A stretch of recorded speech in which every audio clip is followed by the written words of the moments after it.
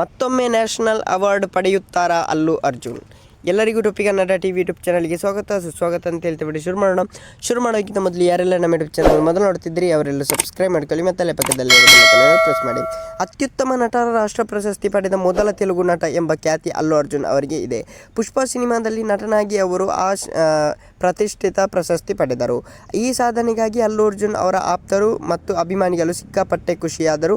ಈಗ ಪುಷ್ಪ 2 ಸಿನಿಮಾ ಬಿಡುಗಡೆ ಆಗಿದೆ. ಈ ಸಿನಿಮಾದಲ್ಲಿ ಅಲ್ಲು ಅರ್ಜುನ್ ಅವರ ನಟನೆಗೆ ಪ್ರೇಕ್ಷಕರಿಂದ ಮೆಚ್ಚುಗೆ ಕೇಳಿ ಬರುತ್ತಿದೆ. ಈ ಬಾರಿಯೂ ಅಲ್ಲು ಅರ್ಜುನ್ ಅವರು ಅತ್ಯುತ್ತಮ ನಟ ನ್ಯಾಷನಲ್ ಅವಾರ್ಡ್ ಪಡೆಯುತ್ತಾರಾ ಎಂಬ ಬಗ್ಗೆ ಅಭಿಮಾನಿಗಳ ವಲಯದಲ್ಲಿ ಶುರುವಾಗಿದೆ. ಅಲ್ಲು ಅರ್ಜುನ್ ಅವರು ಟಾಲಿವುಡ್ಗೆ ಮಾತ್ರ ಸೀಮಿತವಲ್ಲ. ಪುಷ್ಪ ಸಿನಿಮಾ ತೆರೆ ಕಂಡ ಬಳಿಕ ಅವರು ಉತ್ತರ ಭಾರತದಲ್ಲೂ ಅಪಾರ ಜನಪ್ರಿಯತೆ ಪಡೆದುಕೊಂಡರು.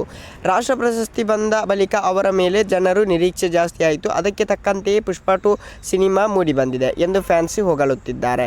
ಇನ್ನೊಂದು ನ್ಯಾಷನಲ್ ಅವಾರ್ಡ್ ಗ್ಯಾರಂಟಿ ಎಂದು ಅಭಿಮಾನಿಗಳು ಸೋಷಿಯಲ್ ಮೀಡಿಯಾದಲ್ಲಿ ಕಮೆಂಟ್ ಮಾಡುತ್ತಿದ್ದಾರೆ ಅಂತಲೇ ಹೇಳ್ಬೋದು.